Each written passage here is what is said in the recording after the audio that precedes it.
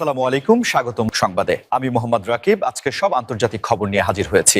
শুরুতেই জানিয়ে দিব সংবাদ শিরোনাম, তারপর বিস্তারিত। ইরানের আশপাশে সামরিক শক্তি আরও বাড়াচ্ছে যুক্তরাষ্ট্র। যে কোনো সময় আক্রমণ, যুদ্ধের জন্য প্রস্তুত ইরানও। এদিকে খামেনির শেষ হুঁশিয়ারি, গোপন অস্ত্র বের করবে ইরান। জানাবো ট্রাম্পকে নিজের চেয়ার বাঁচানোয় মনোযোগ দিতে বলছেন সহকারীরা। সবশেষ জানাবো সকল দেশ থেকে যুক্তরাষ্ট্রে পণ্য আমদানিতে 15% শুল্ক বৃদ্ধির ঘোষণা ট্রাম্পের।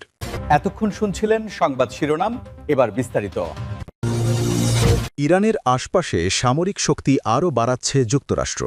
আমেরিকান প্রেসিডেন্ট ডোনাল্ড ট্রাম্পের নির্দেশ পেলেই ইরানের বিভিন্ন লক্ষ্যবস্তুতে হামলা করতে প্রস্তুত যুক্তরাষ্ট্রের সামরিক বাহিনী।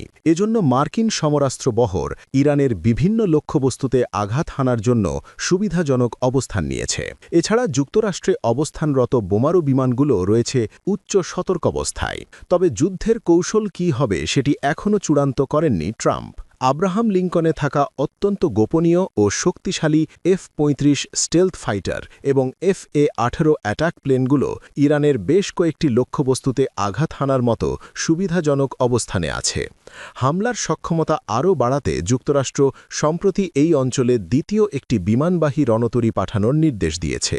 এর মধ্যে আছে মার্কিন নৌবাহিনীর সবচেয়ে উন্নত রণতরী USS জেরাল্ড আর ফোর্ড, সঙ্গে আছে 3টি ডেস্ট্রয়ার। এসব নৌবহর ওমান সাগরে পৌঁছতে আরও কিছুদিন সময় লাগবে। জাহাজ ও উড্ডয়ন ট্র্যাকিং ডেটা অনুযায়ী বুধবার এই নৌবহরটি জিব্রাল্টার প্রণালীর দিকে অগ্রসর হচ্ছিল। গত 3 জানুয়ারি ভেনেজুয়েলায় চালানো অভিযানে ফোর্ডের যুদ্ধবিমানগুলো ব্যবহার করা হয়েছিল। নৌবাহিনীর এক কর্মকর্তার দেওয়া তথ্য অনুযায়ী আরও একটি ডেস্ট্রয়ার উত্তর আরব সাগরে পাঠানো হয়েছে অন্য একটি যাত্রাপথে। এর ফলে বৃহত্তর মধ্যপ্রাচ্য অঞ্চলে মোতায়েনকৃত মোট মার্কিন ডেস্ট্রয়ারের সংখ্যা দাঁড়িয়েছে 13টিতে। পূর্ব জর্ডানের মুয়াফফাক সালতি বিমান ঘাঁটি বর্তমানে মধ্যপ্রাচ্যে মার্কিন বিমান শক্তির প্রধান কেন্দ্রে পরিণত হয়েছে। জানুয়ারির মাঝামাঝি থেকে ফেব্রুয়ারির মাঝামাঝি সময়ের মধ্যে অন্তত 2টি ধাপে সেখানে আক্রমণকারী যুদ্ধবিমান পাঠানো হয়। বর্তমানে ঘাঁটিতে এসব বিমানের সংখ্যা প্রায় 30টিতে দাঁড়িয়েছে।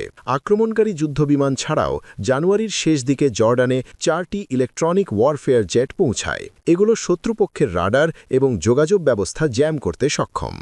গত 30 জানুয়ারির একটি স্যাটেলাইট চিত্রে এই ঘাঁটিতে অন্তত 5টি MQ-9 রিপার ড্রোন দেখা গেছে।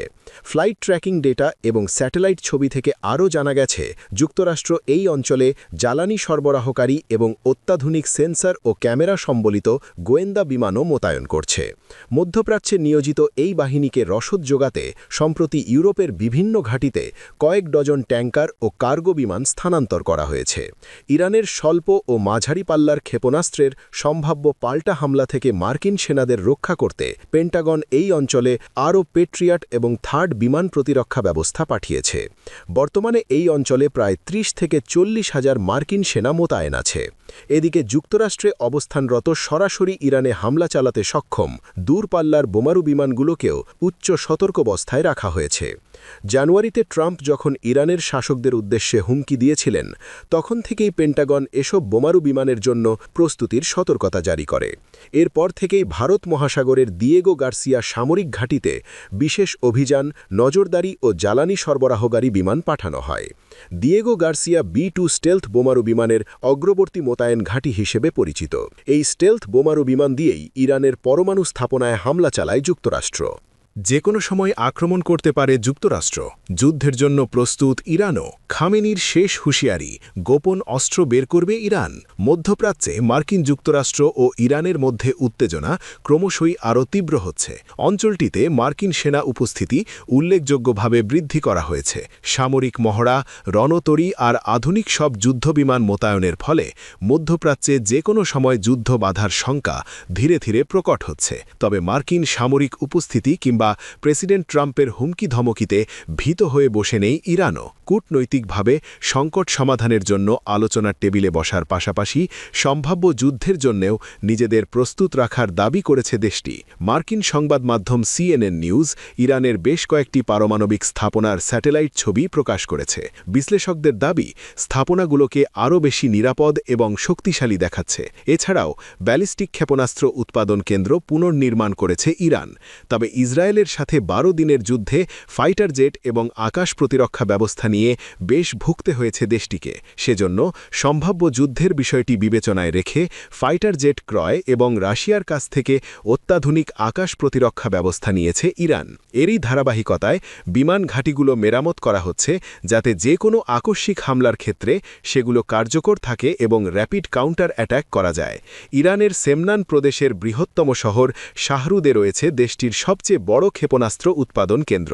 সম্ভাব্য যুদ্ধের কথা বিবেচনা করে শাহরুদে দ্রুত পুনর্নির্মাণ করা হয়েছে। এছাড়াও ইসরায়েলের সাথে যুদ্ধকালীন সময়ে মার্কিন হামলায় ক্ষতিগ্রস্ত স্থাপনাগুলো মেরামতের পাশাপাশি নতুন প্রযুক্তি ব্যবহার করে ক্ষেপণাস্ত্র উৎপাদন শক্তি ব্যাপকভাবে বৃদ্ধি করেছে ইরান। বিশেষজ্ঞরা বলছেন, এখন এই কেন্দ্রে ক্ষেপণাস্ত্র উৎপাদন আগের চেয়ে দ্রুত ও বেশি পরিমাণে সম্ভব। যুদ্ধের প্রস্তুতির পাশাপাশি ইরান ও মার্কিন প্রতিনিধিরা জেনেভায় ৩ ঘণ্টার বেশি সময় ধরে আলোচনায় বসেছেন, তবে কোনো চূড়ান্ত সমাধান হয়নি। ইরানের নতুন গঠন করা ডিফেন্স কাউন্সিল যুদ্ধকালীন প্রস্তুতি জোরসোরে শুরু করছে।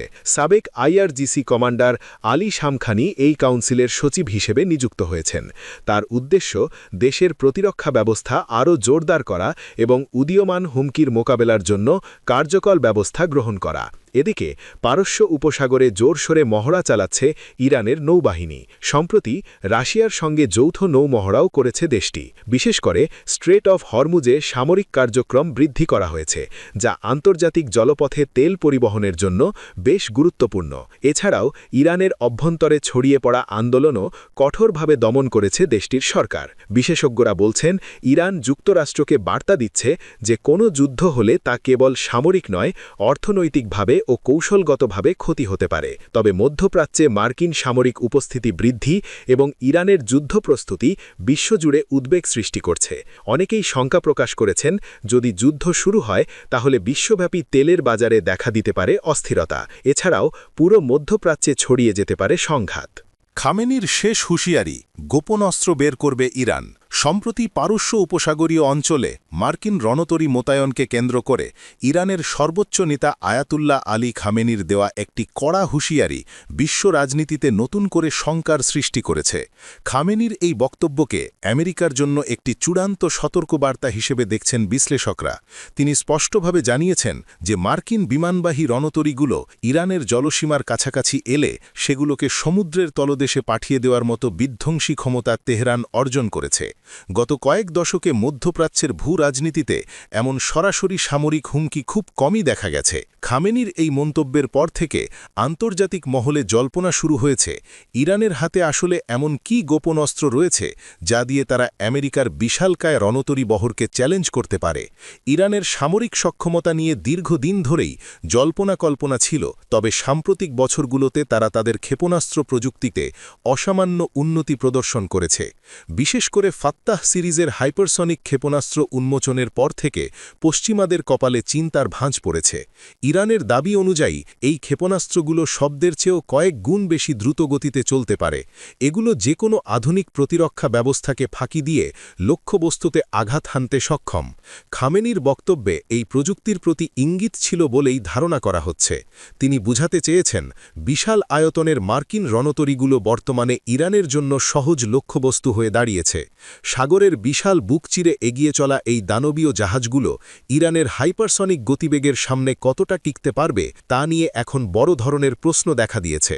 শুধু হাইপারসনিক ক্ষেপণাস্ত্র নয়, ইরান গত কয়েক বছরে তাদের ড্রোন প্রযুক্তিতেও ব্যাপক পরিবর্তন এনেছে। আত্মঘাতী ড্রোন থেকে শুরু করে নজরদারি চালানোর জন্য অত্যন্ত আধুনিক ড্রোন এখন তাদের ভাণ্ডারে রয়েছে। এর বাইরে ইরান তাদের নৌ প্রতিরক্ষা ব্যবস্থাকে শক্তিশালী করতে একঝাঁক শক্তিশালী আক্রমণাত্মক বোট এবং সাবমেরিন তৈরি করেছে। এগুলো হরমুজ প্রণালীর মতো সংকীর্ণ এবং কৌশলগতভাবে গুরুত্বপূর্ণ এলাকায় গেরিলা কায়দায় আক্রমণ চালাতে সক্ষম। খামেনির হুমকি মূলত এই সম্মিলিত শক্তির বহিঃপ্রকাশ। ইরান মনে করে সরাসরি সম্মুখ সমরে আমেরিকার বিশাল নৌবহরের সাথে টেক্কা দেওয়া কঠিন হলেও আধুনিক ক্ষেপণাস্ত্র এবং ড্রোন ব্যবহার করে তারা আমেরিকার অহংকার এই রণতরীগুলোকে অচল করে দিতে পারে। খামেনির এই হুঁশিয়ারি কেবল কথার লড়াই নয়, বরং এক ভয়াবহ সংঘাতের পূর্বাভাস বলে অনেকে মনে করছেন। এই উত্তপ্ত পরিস্থিতির প্রভাব কেবল সামরিক খাতেই সীমাবদ্ধ নয়, বরং এটি বিশ্ব অর্থনীতি এবং তেলের বাজারেও বড় ধরনের অস্থিরতা তৈরি করতে পারে। পারস্য উপসাগর দিয়ে বিশ্বের সিংহভাগ খনিজ তেল পরিবাহিত হয়, ফলে এখানে কোনো সংঘাত শুরু হলে তার আঁচ লাগবে প্রতিটি মহাদেশে। খামেনির এই হাড়হিম করা বার্তা তাই কেবল আমেরিকার জন্য নয়, সারা বিশ্বের জন্যই গভীর উদ্বেগের কারণ হয়ে দাঁড়িয়েছে। ইরানে হামলার প্রস্তুতি, ট্রাম্পকে নিজের চেয়ার বাঁচানোয় মনোযোগ দিতে বলছেন সহকারীরা। ইরানে আগ্রাসন চালানোর জন্য মধ্যপ্রাচ্যে ইতিহাসের ব্যবহুল পদক্ষেপ নিচ্ছেন মার্কিন প্রেসিডেন্ট ডোনাল্ড ট্রাম্প। ইতোমধ্যে দেশটির সশস্ত্র বাহিনী এমন প্রস্তুতি নিয়েছে যা 2003 সালে ইরাকে হামলার আগের প্রস্তুতিকেও ছাড়িয়ে গেছে। যে কোনো সময় ট্রাম্পের হুকুম পেলেই মার্কিন যুদ্ধবিমান উড়াল দেবে তেহরানের দিকে এবং ক্ষেপণাস্ত্র গিয়ে আছড়ে পড়বে ইসলামী প্রজাতন্ত্রের ভূমিতে। আয়াতুল্লাহ আলী খামেনির দেশকে যে কোনো মূল্যে হাতের মুঠোয় আনতে এবং দেশটির শাসন ব্যবস্থার পরিবর্তন বা রেজিম চেঞ্জ চান ট্রাম্প, কিন্তু তার সহকারীরা বলছেন ভিন্ন কথা। খামেনির চেয়ে ট্রাম্পের ক্ষমতা বেশি নড়বড়ে হয়ে যেতে পারে বলে আশঙ্কা প্রকাশ করেছেন তারা। আগামী নভেম্বরে যুক্তরাষ্ট্রে মধ্যবর্তী নির্বাচন। এই ভোটযুদ্ধে ক্ষমতাসীন দল রিপাবলিকানদের পরাজয়ের আশঙ্কা প্রতিনিয়ত ঘনীভূত হচ্ছে, কারণ ট্রাম্প একের পর এক বড় সিদ্ধান্ত নিয়ে বিতর্কিত হচ্ছেন।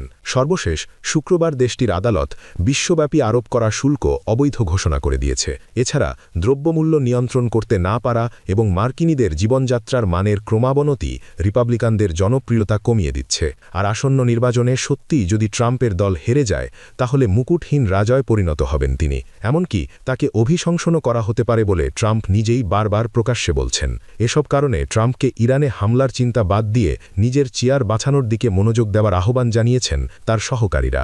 সকল দেশ থেকে যুক্তরাষ্ট্রের পণ্য আমদানিতে 15% শুল্ক বৃদ্ধির ঘোষণা ট্রাম্পের। যুক্তরাষ্ট্রের সর্বোচ্চ আদালত ডোনাল্ড ট্রাম্পের প্রধান বাণিজ্য নীতির বৈধতার বিরুদ্ধে রায় দেওয়ার 24 ঘণ্টারও কম সময়ের মধ্যে যুক্তরাষ্ট্রে আমদানি করা প্রায় সব পণ্যের ওপর শুল্ক 10% থেকে বাড়িয়ে 15% করার ঘোষণা দিয়েছেন দেশটির প্রেসিডেন্ট ডোনাল্ড ট্রাম্প। শনিবার 21 ফেব্রুয়ারি নিজের মালিকানাধীন সামাজিক যোগাযোগ মাধ্যম ট্রুথ সোশ্যালে দেওয়া এক পোস্টে তিনি এ ঘোষণা দেন। গত যুক্তরাষ্ট্রের সুপ্রিম কোর্ট ট্রাম্প প্রশাসনের বৈশ্বিক পাল্টা শুল্ক আরোপের পদক্ষেপ বাতিল করে রায় দেন। আদালত বলেন, অর্থনৈতিক জরুরি অবস্থা সংক্রান্ত আইনের আওতায় উচ্চ হারে শুল্ক আরোপ করে প্রেসিডেন্ট তার ক্ষমতার অপব্যবহার করেছেন।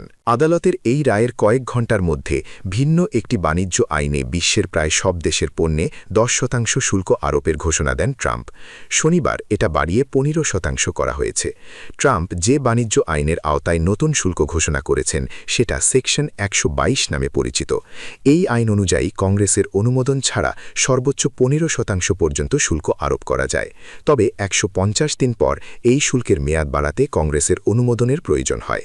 পোস্টে ট্রাম্প জানান তিনি এই 150 দিনকে আরও এমন কিছু শুল্ক আরোপের কাজে ব্যবহার করবেন যা আইনগতভাবে অনুমোদিত।